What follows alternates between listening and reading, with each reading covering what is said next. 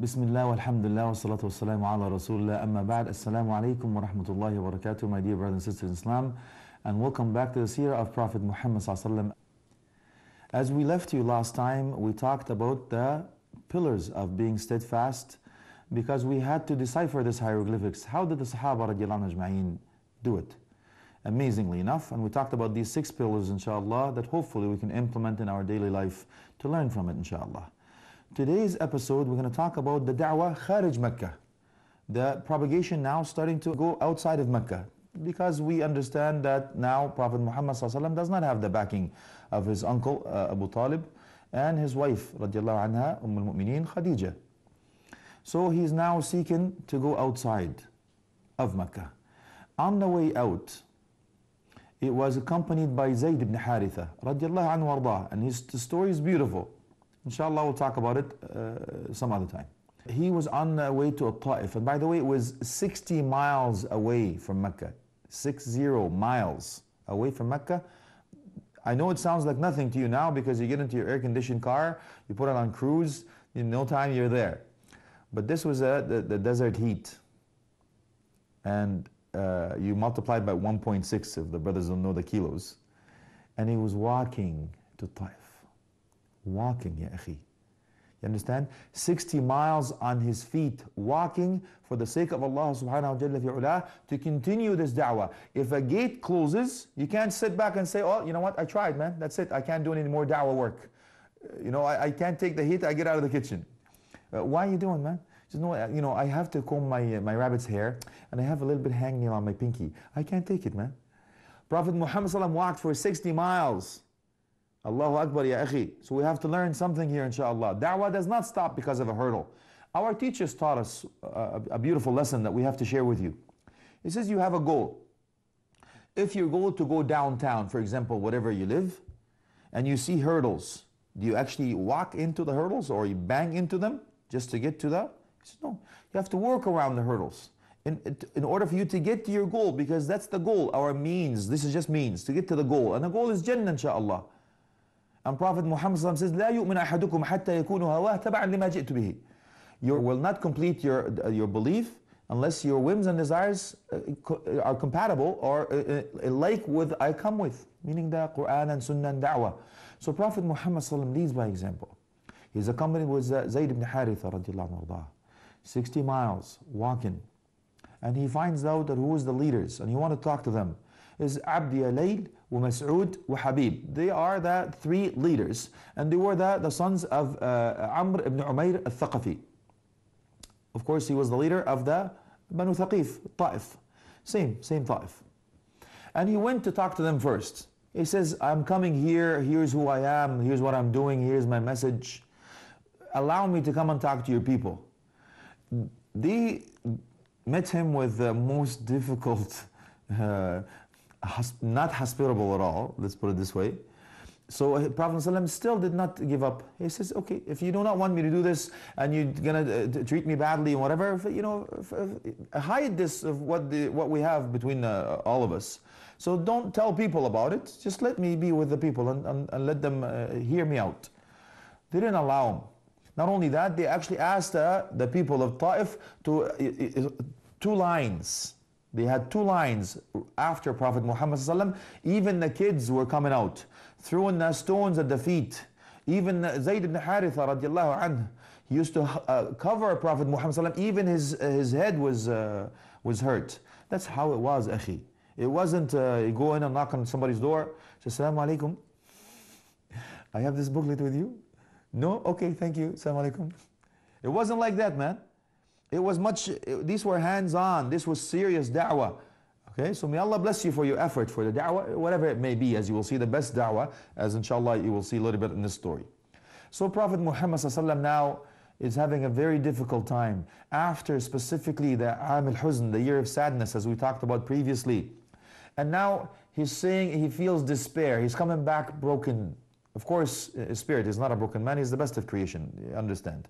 But his spirit now is he feels a bit, it's hard, it's difficult on him to take.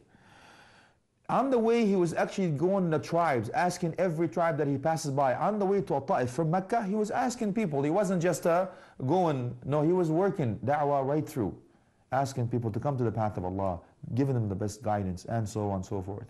Which teaches a couple of things. Not because you're going to say the words of Allah subhanahu wa ta'ala from the Quran and you give him the sunnah and all that stuff and you give him the proof that Allah subhanahu wa ta'ala exists and there's only one God and the sunnah of this and Prophet ﷺ is that, well, they will take it. We discuss these issues with a lot, even when we sit on a multi-faith committee, and we discuss these issues, proof, and even with learned people that they should know better. It's not that easy. In the hand of Allah subhanahu wa ta'ala, Allah subhanahu wa ta'ala mentioned that as we talked about previously, إِنَّكَ لَا تَهْدِي مَنْ أَحْبَبْتَ. You will not guide those whom you love. So the hidayah comes from Allah subhanahu wa ta'ala. But what's the condition? وَالَّذِينَ جَاهَدُوا فِينَا لَنَهْدِيَنَّهُمْ سُبُلَنَا. Those who strive in our path, we will guide them to our ways, inshallah. So if they seek to be guided and not fish for faults, they really want to find the truth, Allah subhanahu wa ta'ala will guide them, inshallah. Allah will not let them astray, inshallah. But they has to have sincerity to be guided and don't have any preconceived idea on not fishing for faults or whatever it may be. Wallahu a'lam. Now Prophet Muhammad gone through the difficulties that was gone through. On the way back, he's now trying to get away from these people. He says he goes to a ha'it. It's a wall that he will use as a shield to be protected from these people. لعتبة وشيبة ابن ربيعة. عتبة ibn Rabi'a wa Shayba ibn Rabi'a. Even though they're staunch enemies in Mecca, but when they saw him in this state, they sort of felt compassionate toward him. Subhanallah, ya akhi. Imagine. So it says, one of the narrations says there was a ghamam, like a cloud to hover over Prophet Muhammad to cover him from the shade. So Prophet Muhammad sat down, his back against the wall, or in some narration says he stood under a tree for the shade. And now he says this beautiful dua. He says, Allahumma anta rabbi wa rabb al-mustad'afin. And the dua, mashallah, it's a beautiful dua. It said, Oh Allah, ashku ilayka, oh Allah, I complain to you, ضعفي ضعف قوتي وقلة حيلتي وهواني على الناس. Oh Allah, I complain to you. So we learn something here too. When we complain to Allah subhanahu wa ta'ala. So when you ask a brother or sister, how are you, akhi? Says, you know, my kidney is killing me. The kids are driving me nuts. My wife is doing that, or my husband is doing this. The bills are too much. I cannot afford this anymore. I don't have a job. My health is going down the drains. I'm going bankrupt, and the weather is terrible, and I have to do this, and in the end of all that long list, he goes, لكن الحمد لله على كل حال. But anyway, alhamdulillah. Because after this long list, akhi, why don't you say alhamdulillah ala kulli hal? وَنَعُوذُ بِاللَّهِ مِنْ حَالِ أَهْلِ النَّارِ. That's what you're supposed to say. You're supposed to say alhamdulillah under any circumstances. And we seek refuge Allah from the dwellers of the hellfire. But after you give me that list, where is sabr jameel ya akhi? Where is the beautiful patient? You complain only to Allah. We are allowed to complain to others. We're not saying that, but we're saying, look how Prophet ﷺ used to complain to Allah subhanahu wa ta'ala. Allahumma inni ashku ilayka ضعف قوتي. Oh Allah, I complain to you with the weakness of my power. وَقِلَّةَ حِيلَتِي. I don't have this worldly affair, you know, the things that I should be doing. And وَهَوَانِي عَلَى النَّاسِ. People belittle me. And he says, اللهم أنت ربي ورب المستضعفين. But ولكن وأنت أرحم الراحمين ورب المستضعفين. And you are the Lord, the most compassionate, most merciful. And you are the Lord of those who seek strength in you, those weak who are seeking strength in you. إِلَّا مَنْ تَكِلُنِي. Where are you? Who are you leaving me for? إِلَى بَعِيدٍ يَتَجَهَّمْنِي. Is those people that will mistreat me like that? أَوْ عَدُوٌ مَلَّكْتَهُ أَمْرِي. This adu, the people of Quraysh, they now control what I do and what I don't after, of course, as we mentioned, death of Abu Talib and Khadija radiallahu anha. إِن لَمْ يَكُ بِكَ عَلَيَّ غَضَبٌ فَلَا أُبَالِي. If you're not angry with me, فَلَا أُبَالِي.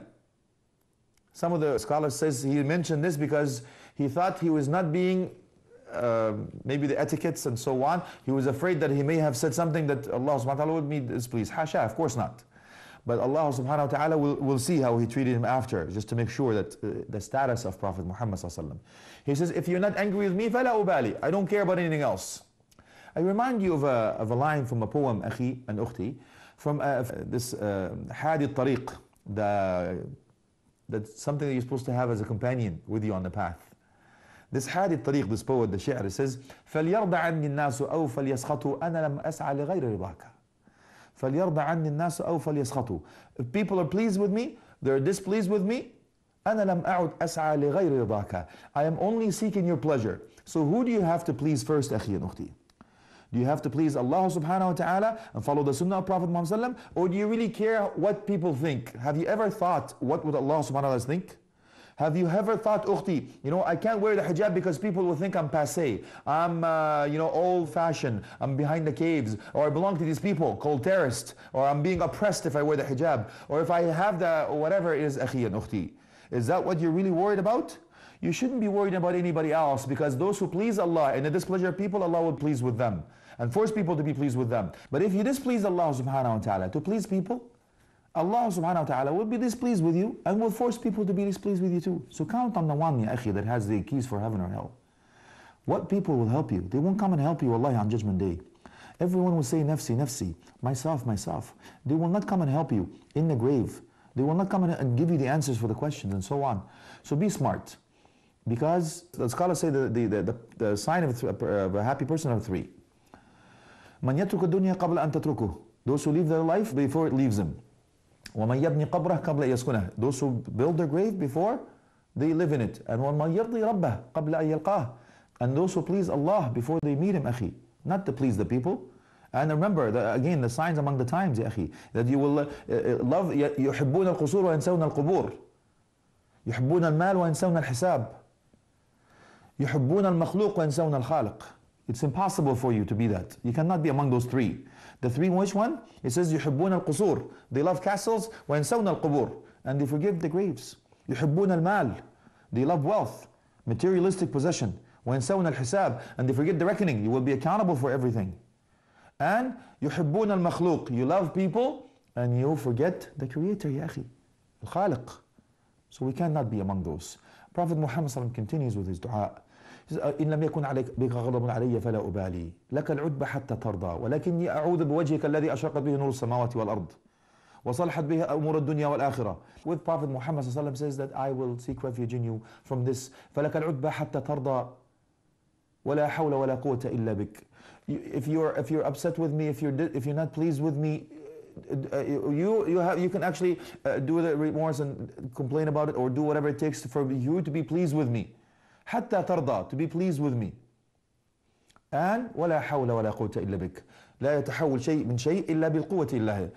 And nothing will change from one situation to another except by your power, O Allah. And that's a straight belief in Allah subhanahu wa ta'ala and infinite power and wisdom, inshaAllah, that everything happens for a reason and nothing will happen without His permission, without His knowledge, and without His power, and so on. So now, on the way, he sat down under that, as we mentioned before, in the garden of Aba ibn Shu'bah, Utbah, and Shaybah, ibn Rabi'ah. So now they sent a man called Addas. It's a beautiful story. A man called Addas. It was their servant, and he was a Christian man. So they tell him, like, here, take these grapes, go to him, give it to him.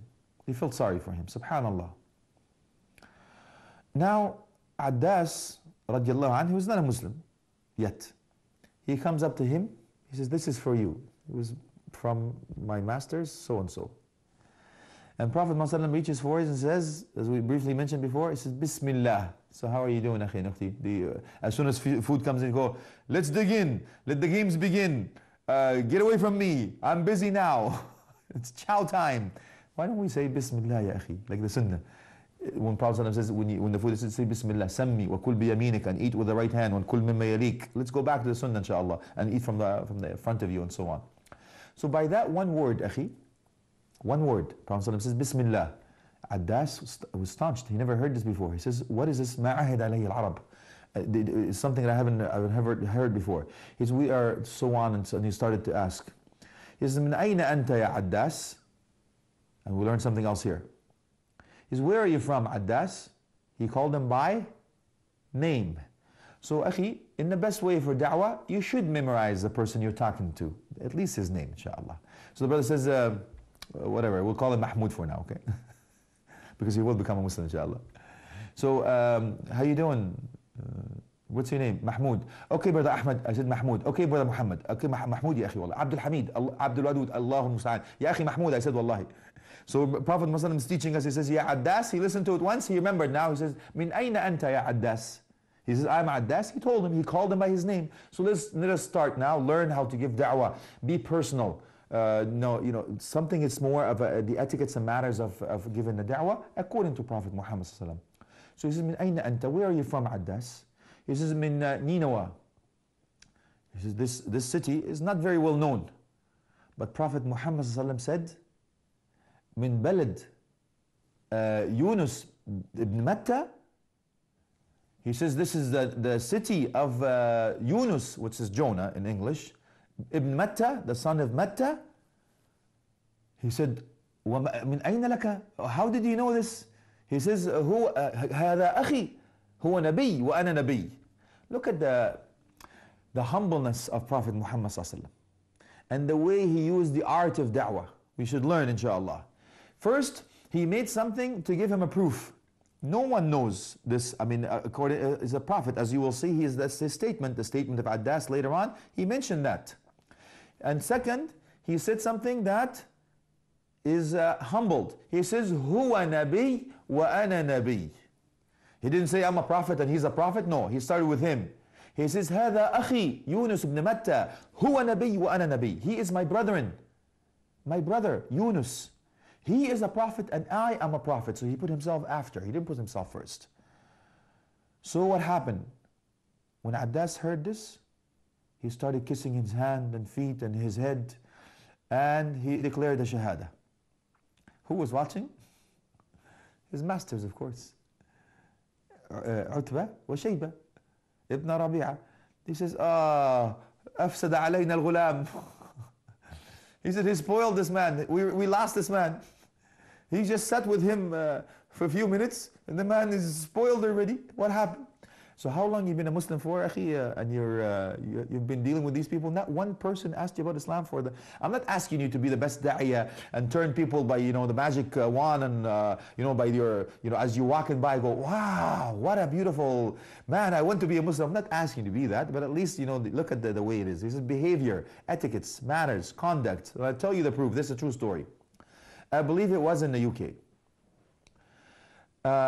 Some of the people went to the university there. They spoke in Arabic. They spoke in Arabic, and every time that a lady comes in, a colleague comes close by, as soon as she comes close enough and wants to ask him something or whatever, that's halal, inshallah. They turn into English. They speak into English. So she noticed the first time. Every time it happens, so you can understand now. One person is talking that Arabic, a very rough language, and all that stuff. And this woman comes in, or that person comes in, and you start talking, yeah, pinky up, pish posh, how you going, and all that, that lovely British accent. It's so, mashallah. Anyway, and what happens after this? She started asking, why? They said, because Prophet Muhammad ﷺ taught us that. He says, when you speak a language that a common, everyone will know. Look at that. The beauty of Islam teaches us this. By establishing one sunnah, this woman became a Muslim. 6 months later, she became a Muslim. She declared a Shahada. By the establishing one sunnah, by adhering to the teaching of Prophet Muhammad, people will become Muslims, inshallah, ya akhi. Lead by example, walk in pulpit, by your role model, by your actions, your matters, your etiquettes and your moral conduct, your behavior. It's the best way for da'wah. And remember again she said she asked him about something, and that's the proof in the Quran. يَسْأَلُونَكَ عَنْ قُلْ. They ask you about, say. So you can understand now why Prophet Muhammad ﷺ is the best teacher. We learn from him, we follow, inshallah. So he says, Ya Addas. So when he mentioned, and he talked about him being humble, mentioned Yunus ibn Matta, no one would know that. So he goes back to them, to Shayba and Utbah. He goes back, Ya Sayyidi. He says, what happened to you? He goes, Ya Sayyidi. He told me something only a prophet would know, because he told him about Ninwa, Yunus ibn Matta, alayhi salatu wasalam, and so on. He says, Wayhak ya Addas, deenuka khayrun min deenih. Your religion is better than his religion. Subhanallah, look at the frame of mind and what they had. Of course, it wasn't to be. Some of the opinions of the scholars that Allah subhanahu wa ta'ala sent Prophet Muhammad sallallahu alaihi wasallam specifically for that place. For whom? For the sake of Addas. Allahu Akbar. That's a great honor for Allah subhanahu wa ta'ala to send the seal of the prophets and messengers to that place in order for Addas to listen to Prophet Muhammad sallallahu alaihi wasallam and him become a Muslim. Can you imagine, akhi and ukhti, the honor of Addas radiallahu anhu wardah? Now, after this, Prophet Muhammad sallallahu alaihi wasallam moved on. On the way back to Makkah, feeling sort of let down, only to find Jibreel alayhi salam descending, وَمَعَهُ مَلَكُ الْجِبَالِ. With him was the angel of the mountains. And now he's telling Prophet Muhammad sallallahu alaihi wasallam that Allah subhanahu wa ta'ala heard what these people said to you and not believing in you. And he brought with me the angel of the mountains. Under your command, يُطْبِقُ عَلَيْهِمُ الْأَخْشَبَيْنِ. Under your command, that the mountains of Akhshabain, those two mountains, will set asunder, destroy them all. Of course, if it was you, akhi and ukhti, these people, I'll show them who they were messing around with. Don't you know who I am? Can you deal with that? You threw me with it. You did this. You did. Don't you know who I and all that stuff? Of course, it's mountains asunder. Great. I want a first front show. I want to see this baby live right now. Do them. Don't have mercy on them. Let the games begin. Ding. I want to see this, right? Allahu Akbar. But it wasn't Prophet Muhammad sallallahu alaihi wasallam. He says, don't do that.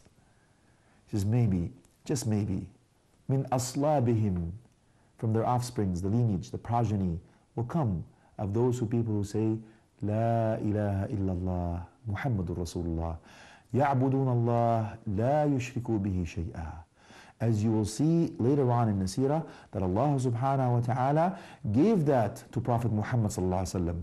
So we ask Allah subhanahu wa ta'ala to make us among those who listen to the speech and follow the rest of it, and hold on to La ilaha illallah, Muhammadur Rasulullah, wa akhir da'wam, alhamdulillahi rabbil alameen, wa sallam ala alihi wa sahbihi wa tabi'in.